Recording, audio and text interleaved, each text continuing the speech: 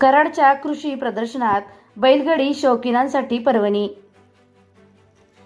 शुक्रवारपासून सुरू होणाऱ्या शेती उत्पन्न बाजार समिती कराडच्या यशवंतराव चव्हाण कृषी औद्योगिक पशुपक्षी प्रदर्शनाची तयारी पूर्ण झाली आहे. विनाखांबावर उभारण्यात आलेल्या भव्य मंडपामध्ये विविध स्टॉल साकारण्याची हातघाई सुरू आहे.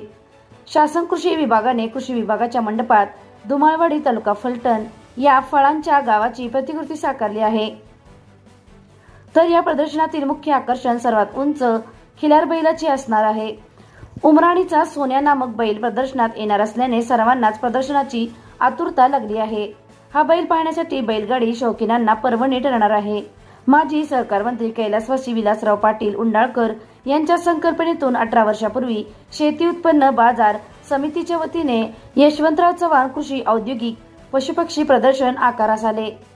गेल्या 18 वर्षापासून खंड न पडता हे प्रदर्शन